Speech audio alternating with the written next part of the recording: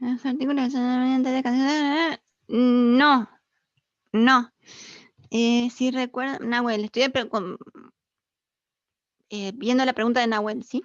Las partículas que son llamadas coloides mediante decantación pueden precipitar, ¿verdad? O con el aire. No, justamente es eso. ¿Recuerdan cuando vimos el proceso de potabilización de agua en la clase pasada?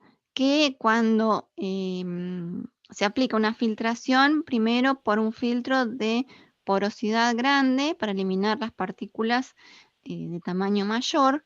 ¿Qué pasa? Después se hace un proceso de floculación o coagulación, ¿recuerdan? Y ese proceso de coagulación implica el agregado de un agente, como eran las sales de aluminio, que hace que estas partículas más pequeñas, que son los coloides, puedan juntarse.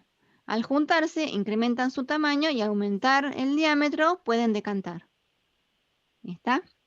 Por eso los coloides están dispersos en un sistema líquido. ¿De acuerdo? ¿Sí? Y con centrífuga y depende de la velocidad.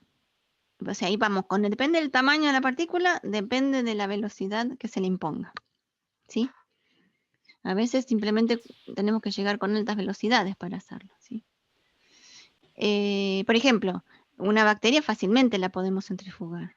Un virus lo podemos centrifugar. No, la sangre ni hablar, por supuesto. Pero un virus también, pero tenemos que aplicar una velocidad extremadamente alta para ultra centrifugarlo, ¿sí? Y lograr sedimentarlo.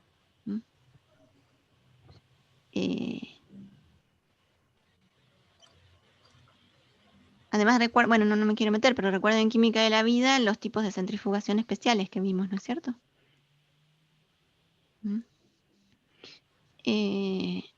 Bien. Una cosa que es importante a tener en cuenta cuando estamos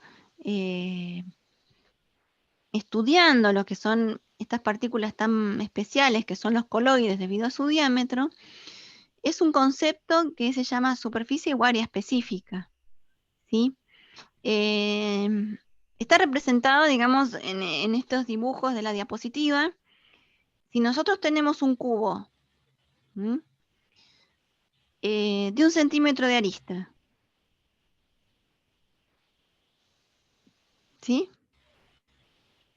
¿Cuál es la superficie de ese cubo? De acá.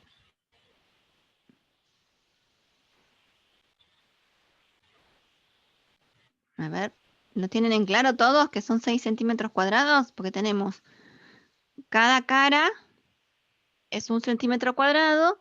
Como tiene 6 caras, la superficie completa son 6 centímetros cuadrados, ¿sí? Ahora, cuando nos referimos a específica, lo que nos dice es cuál es la superficie por unidad de masa que posee ese determinado sólido. ¿Está bien? Entonces, si tenemos un cubo de 1 gramo, el área específica, la superficie específica es 6 centímetros cuadrados por gramo. ¿De acuerdo? ¿De acuerdo acá? ¿Sí? Bien, ahora pasamos a este otro ejemplo. Dividimos el cubito de 1 gramo en 8 cubitos de 0,5 centímetros de arista. Entonces, ¿cuál es el área de cada uno de los cubitos? Chan.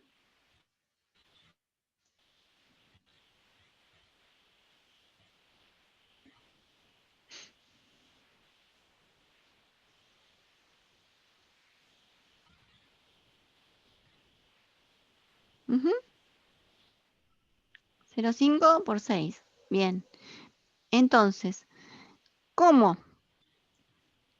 A ver, ¿qué pasa? Que el chat, acá lo pongo. Ahí. Entonces, ¿qué tenemos ya? De un cubo completo tenemos 8 cubitos, con lo cual tenemos una superficie específica mayor. ¿Por qué? Porque tenemos expuestas mucho mayor número de caras. ¿Se ve eso? ¿Sí?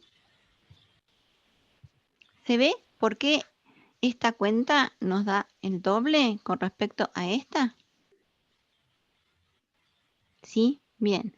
Ahora, si dividimos en lugar de 8 cubitos, 64 cubitos, la superficie aumenta al doble de la anterior. ¿Sí? O sea que la superficie específica es 24 centímetros cuadrados por gramo. ¿Sí? O sea que cuanto más pequeño es el diámetro de la partícula, su área específica es mayor. ¿De acuerdo? ¿Sí? Me hizo acordar a la carne picada Ah, y el bife. no, cuando hablamos del síndrome urémico hemolítico y explicamos tal que cual. la exposición de las bacterias es mayor en una carne picada que en un trozo entero. Claro. ¿Estás de acuerdo? ¿Sí? Bueno, ejemplos. ¿Recuerdan la caolinita que era un tipo de arcilla que dio Nahuel en la clase pasada? ¿Mm? Ven que tiene una superficie específica entre 5 y 20 metros cuadrados por gramo. ¿Sí? La montmorillonita tiene una superficie específica aún mayor. ¿Sí? Y los ácidos fólicos y húmicos, que tienen un tamaño menor, tienen un área específica o superficie específica aún mayor. ¿Sí? Entonces, eso nos da una idea del tipo de interacciones diferentes que pueda ya tener esa partícula frente a lo que es el entorno. ¿Mm? Cuanto mayor es la superficie específica, mayor tipos de interacciones vamos a encontrar. Bueno, una característica que poseen los coloides es lo que llamamos carga superficial, ¿sí? Un poquito imagínense la estructura química de lo que eran las arcillas, ¿sí? O la estructura química de lo que eran los ácidos húmicos. Por eso el suelo está lleno de biomasa. ¿Qué quiere decir, Nahuel, con eso?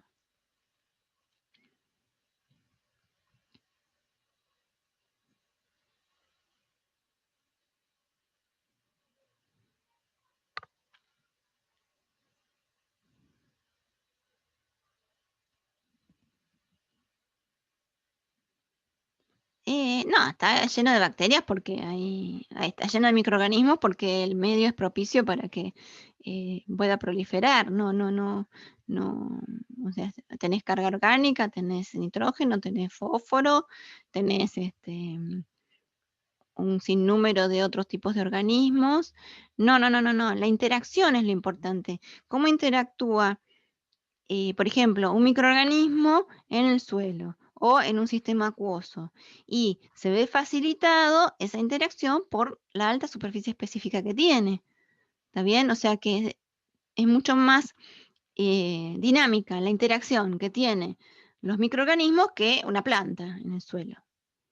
¿De acuerdo? ¿Mm? ¿Sí? Entonces, volviendo, a ver. Ahí está, sí, el grado de exposición, sí. Tal cual. Bueno, volvamos al ejemplo de los coloides, ¿sí? Tenemos ácidos húmicos, puede haber arcillas, mismo una bacteria, ¿sí? Si recuerdan un poquito cómo era la estructura de una bacteria, que tenía una pared celular, y esa pared celular tiene un montón de grupos funcionales expuestos hacia el exterior celular que poseen cargas negativas, ¿sí? Entonces una bacteria podemos considerar que la carga superficial es negativa a pH neutro, ¿sí? Así también tenemos los ácidos húmicos. ¿Recuerdan los ácidos húmicos que tienen grupos carboxilo? Con lo cual tenemos una posibilidad de tener cargas negativas en cierto rango de pH, pero también podemos tener una carga neutra en otro tipo, en otra situación de acidez, ¿sí? Entonces, si nosotros estudiamos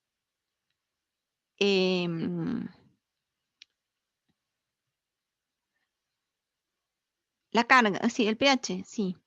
La carga superficial, de acuerdo al pH, es como que vamos a definir una situación en donde a partir de un pH umbral en adelante, esa superficie va a tener carga negativa. Y desde ese pH hacia abajo, esa superficie va a tener carga positiva. Entonces, ese pH en el cual la carga de la superficie del coloide es nula, se llama pH 0, ¿sí? pH nulo, pH 0. Cuando incrementamos el pH, la posibilidad de obtener la carga negativa se va incrementando. Cuando bajamos el pH hacia pH más ácidos, vamos a tener la posibilidad de tener una carga superficial positiva, ¿sí? Entonces, esto tenemos que tener en cuenta para las interacciones posibles que puede tener un coloide en un entorno acuoso, ¿sí? Estamos hablando de pH, un entorno acuoso.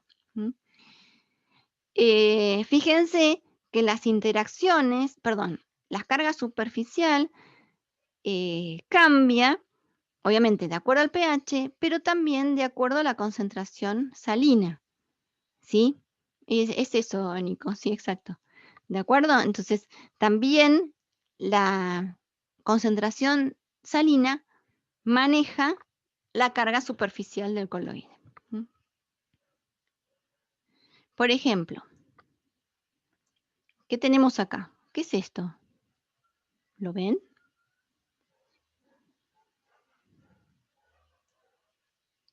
¿Qué compuesto es este?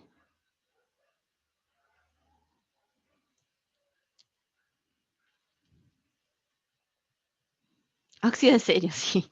¿Este qué es?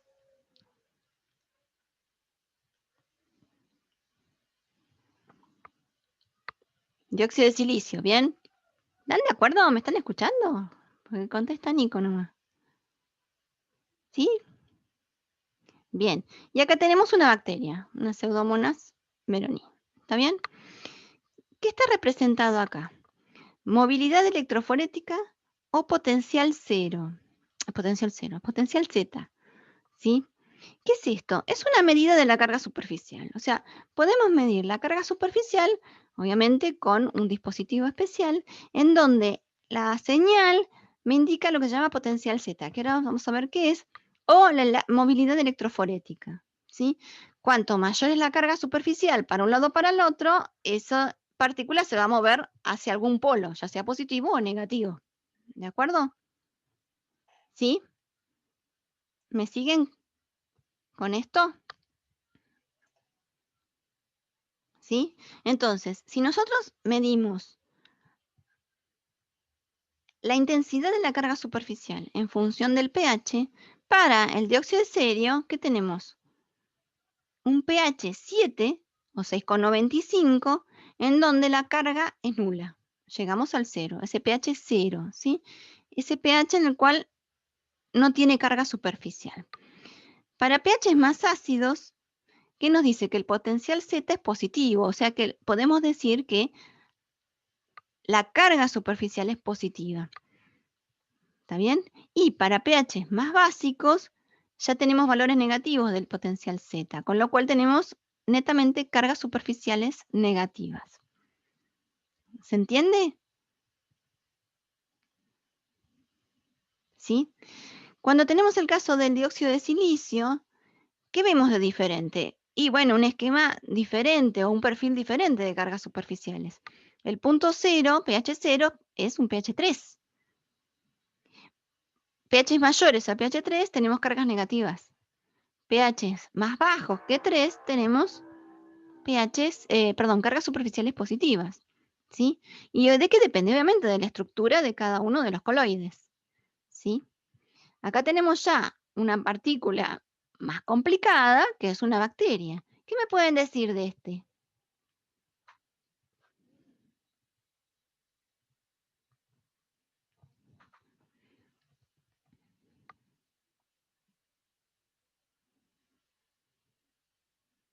Siempre negativo desde pH 2 en adelante. ¿Sí? El pH 0 es 2, correcto, y de ahí a pH más básicos es carga neta superficial negativa. ¿Qué pasa? A pH menores que 2 no lo pudimos medir, ¿no?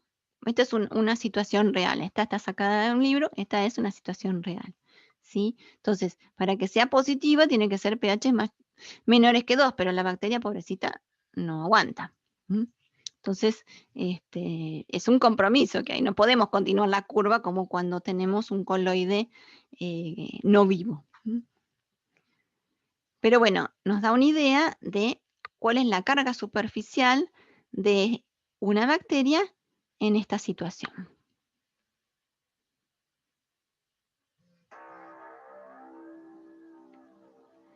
Una acidófila aguanta hasta pH 1 y 2, sí.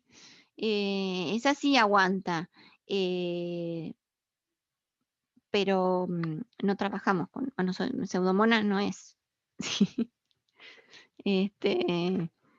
Pero tiene o sea, no quiere decir que la carga superficial sea diferente, sino que va a ser muy parecida. Es la capacidad que tiene de enfrentar una concentración de protones tan alta en el exterior, nada más que eso, ¿sí? Calculen que las estructuras de pared son parecidas y la carga superficial va a ser negativa igual para una bacteria acidófila, ¿sí? Bien, y entramos ahora en lo que es el término adsorción. Con D, adsorción. Adsorción es una interacción entre alguna partícula y la superficie de un coloide. ¿Está bien? ¿Está claro? Entonces, tenemos una interacción en una partícula X y la superficie de un coloide. O sea, es una interacción superficial. Eso es una adsorción, ¿sí? Estas adsorciones pueden ser de dos tipos. Puede ser por una atracción electrostática, o sea, el ejemplo es que tenemos un coloide con carga negativa superficial que está asociado a sodio y ante la presencia de potasio ocurre lo que llamamos un intercambio iónico, ¿sí? Adsorción es la interacción de una superficie de un coloide con alguna partícula soluble X, ¿sí? O sea, con un soluto X, ¿de acuerdo? ¿Verén? ¿Sí? Sí, perdón, Está. escribiendo. Dale. No, pero está claro, sí. Entonces, en este caso tenemos una atracción electrostática por el cual se produce el fenómeno de absorción. Entonces, el potasio se pega con mayor afinidad a la superficie del coloide que el sodio.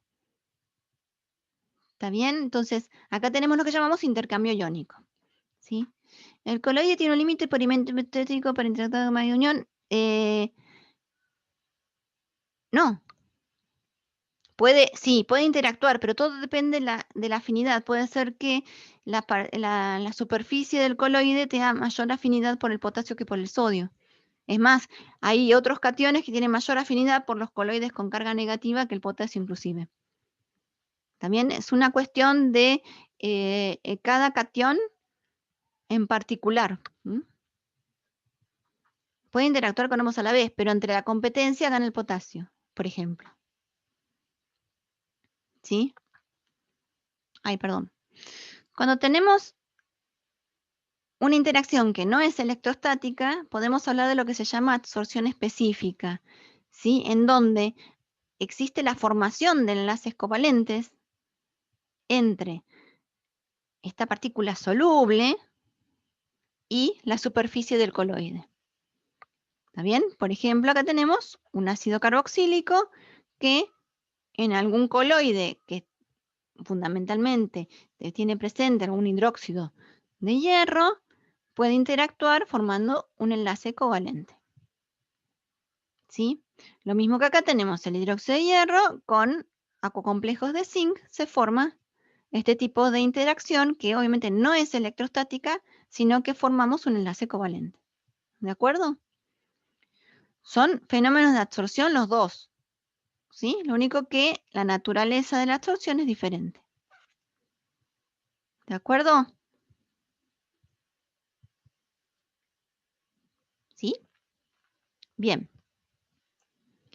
Cuando nosotros tenemos un coloide en agua, supongamos que tenemos la superficie del coloide con carga negativa, ¿sí?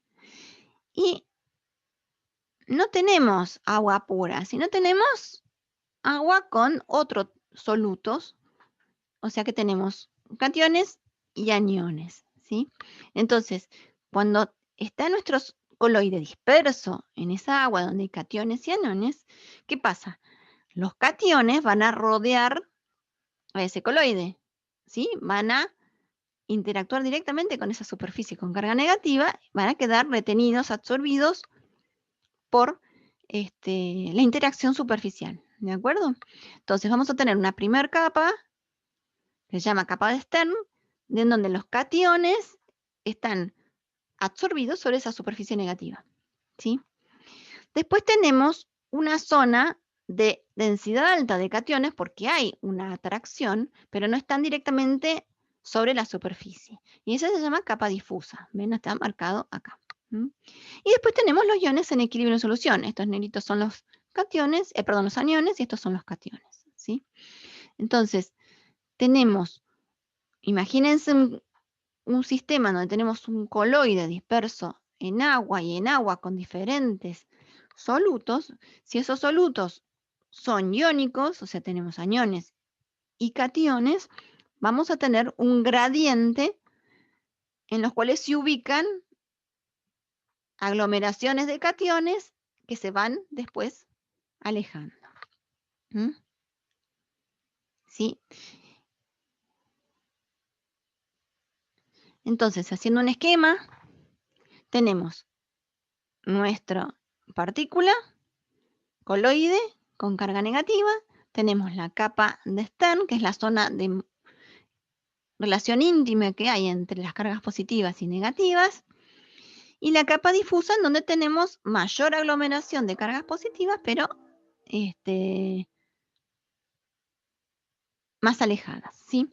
Por eso este modelo se llama modelo de doble capa eléctrica. Y como hay diferencia de aglomeraciones de cargas, se genera un potencial entre las dos capas. Y ese potencial es lo que se llama potencial Z. Y es lo que se mide en los gráficos que vimos anteriormente. ¿Sí? Entonces, cuanto más negativo ese potencial Z, esta diferencia de potencial nos está diciendo que hay una aglomeración muy grande de cargas positivas acá, con lo cual tenemos una carga negativa superficial muy grande. ¿De acuerdo? ¿Se entiende esto? ¿Sí? Bien. Seguimos. Entonces, haciendo un esquema muy básico de lo que es un coloide, podemos decir que si esta es la superficie, ¿sí? La superficie de esa partícula coloide es la que va a tener esas cargas expuestas que va a absorber partículas solubles, ¿sí? Pueden ser iones o no. Entonces, por eso que cuando hablamos de absorción, la superficie de esa partícula coloidal la llamamos absorbente, ¿sí? O sea que el que tiene la carga superficial de interés se llama absorbente. Y la partícula que está en solución y que se siente atraída por esa superficie va a quedar absorbida, con lo cual la llamamos adsorbato. ¿Sí? ¿Está bien? Tenemos absorbente, adsorbato. El proceso en sí de absorción depende del pH, porque ya vimos que la carga superficial depende del pH. ¿Sí? Entonces, esa va a limitar el proceso de absorción. La temperatura también, porque la temperatura afecta sobre la parte cinética, con lo cual también va a afectar el fenómeno de absorción. La fuerza iónica, o sea, la concentración salina, también va a afectar el proceso de absorción. ¿Por qué? Porque también regula lo que es la carga superficial. Como vimos en el primer gráfico de todos, cuando hablamos de carga superficial. ¿Sí? Acá hablamos que si tenemos baja concentración salina, tenemos la curva negra, pero cuando vamos incrementando la concentración salina, es como que se va achatando la variación de esa carga superficial, ¿sí?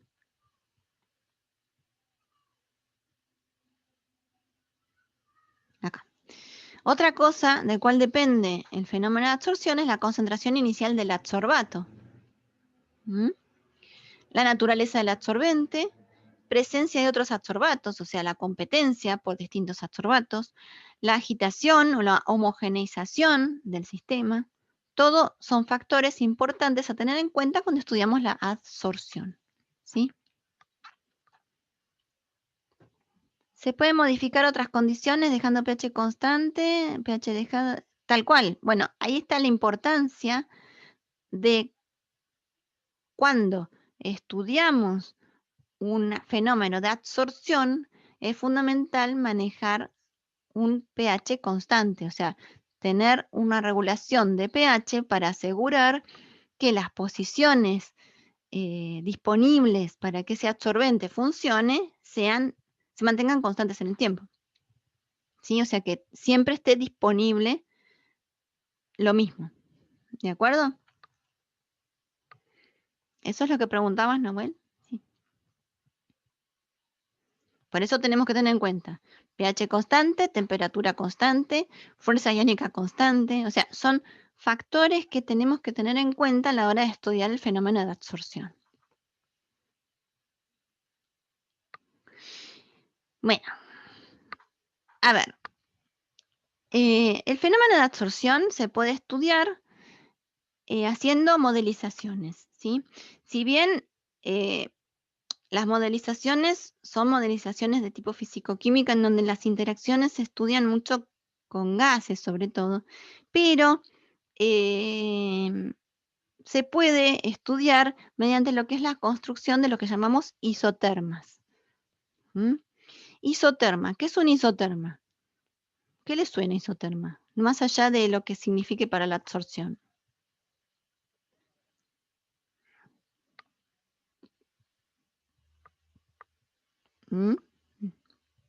Son curvas que marcan una tendencia a temperatura constante, ¿de acuerdo?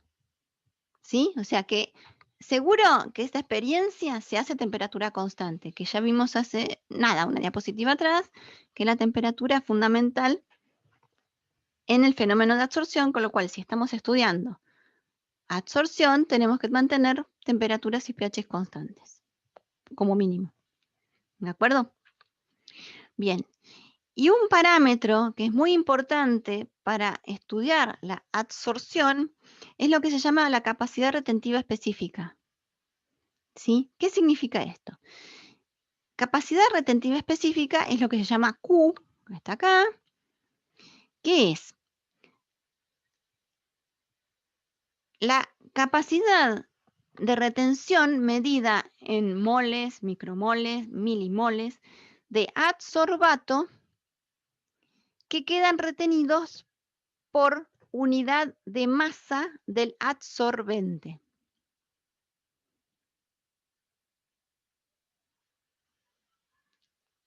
¿Sí? Repito.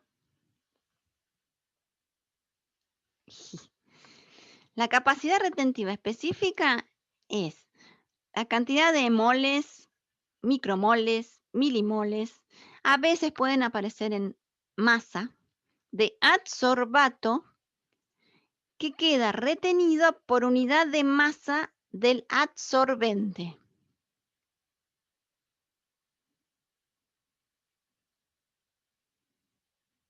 ¿Sí? ¿Está? Entonces, ¿qué nos está diciendo el Q? ¿Cuánto del adsorbato retiene el adsorbente por gramo, supongamos? ¿Sí? Entonces, ¿en qué unidades está el Q? Ya les digo, en moles, milimoles, micromoles.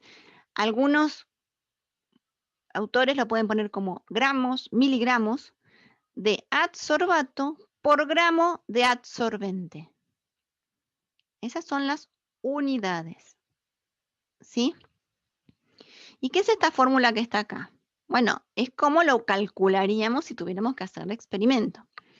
Nosotros, ¿cómo hacemos este experimento para ver adsorción? ¿Qué hacemos? Tenemos una partícula que tiene un tamaño que nos da una dispersión coloidal. Supongamos tenemos una suspensión de bacterias. ¿Sí? ¿Qué hacemos? A esas bacterias las ponemos en contacto con algún soluto.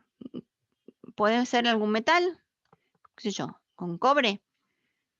¿Sí? Entonces, ponemos a las bacterias, una suspensión de las bacterias con contacto con una solución de sulfato de cobre. ¿Sí? Las dejamos un tiempo agitando para que esté bien homogeneizado y que todas las bacterias tengan el mismo contacto con los cationes de cobre. ¿Sí? Y después de un tiempo, eliminamos a las bacterias. ¿Y cómo vamos a poder saber cuánto cobre retienen esas bacterias? Y si nosotros conocemos la concentración inicial de cobre, que es esta que está acá, CI, y podemos calcular o determinar cuál es la concentración final de cobre que nos queda después de que la bacteria lo retuvo, la diferencia entre estas dos concentraciones nos va a decir cuánto se retuvo, cuánto se quedó pegado a la bacteria. ¿Me siguen? ¿Me siguen? ¿Sí? Bueno, pero como la capacidad retentiva me está diciendo de cuánto se queda pegado y ya la concentración fue, porque ya no tenemos el cobre en un sistema líquido, lo tenemos pegado. Entonces tenemos que hablar en términos de moles o masa de cobre que queda retenido. Entonces por eso que multiplicamos, esto es un por, el volumen total del ensayo. Supónganse que yo trabajo con 1 litro de la suspensión bacteriana a la cual le agrego el cobre. ¿Sí? Entonces, determino cuál es la concentración inicial de cobre, que obviamente la tengo siempre registrada, y después de que tuvieron contacto con las bacterias, determino la concentración de cobre que nos queda remanente. ¿Sí? Si yo hago esta diferencia, me va a decir, bueno, quedaron X cantidad de moles. ¿Sí? Como es por litro, porque si tenemos concentración, podemos hablar de concentración molar, por litro, por 1 litro, ya tengo retenidos tantos moles. ¿Sí? Si lo divido por la masa de bacterias que tengo presentes, la masa de bacterias, solo la biomasa bacteriana, o sea, la masa del adsorbente, nos va a decir cuál es el valor de Q. ¿Se entiende? ¿Sí? Bien. Entonces, ¿qué es lo que podemos hacer? Para hacer un isoterma, lo que tendríamos que ver es cómo se comporta a temperatura constante un determinado adsorbato con ese adsorbente. Y podemos hacer dos variantes. O cambiamos la concentración del adsorbato o cambiamos la concentración del adsorbente. Pero solamente podemos cambiar una de las dos. ¿Sí? Entonces, tenemos que tener en cuenta eso. O cambiamos uno o cambiamos el otro. Bien. Supongamos que cambiamos la concentración del adsorbato. ¿Sí? ¿Qué hacemos? Ponemos en contacto la misma masa de adsorbente con diferentes concentraciones del adsorbato. ¿Sí? Y entonces determinamos la concentración final de ese adsorbato para cada una de las concentraciones iniciales que impusimos. ¿Se entiende? ¿Sí? Entonces, de acuerdo a eso, podemos calcular el Q para cada valor de concentración inicial, porque tenemos distintas concentraciones finales. ¿Me siguen? ¿Sí? Entonces, de acuerdo a eso, de acuerdo a cómo es esa respuesta, podemos modelizar nuestro sistema. ¿Mm? Y nosotros vamos a ver dos modelos, pero hay varios más. Uno es que se llama el modelo de Langmuir. ¿Qué nos dice el modelo de Langmuir? Que la superficie del absorbente retiene el adsorbato formando una monocapa. O sea que el adsorbato se fija en sitios específicos del adsorbente y cubre toda la superficie en forma uniforme. ¿Sí? Entonces, ¿qué pasa? Como hay sitios fijos de unión, llega un momento en que se llenan todos los sitios, de acuerdo a la concentración inicial de adsorbato que coloque.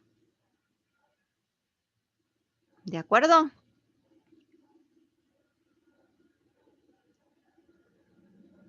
¿Sí? Bien, entonces, lo que se puede ver que la capacidad retentiva Q depende de la concentración de equilibrio siguiendo esta ecuación. ¿Sí? Pregunta, ¿les resulta conocida esta ecuación?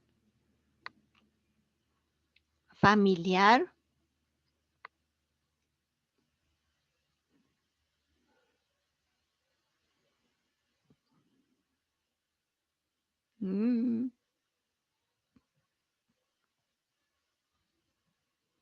Identificación, exacto, sí.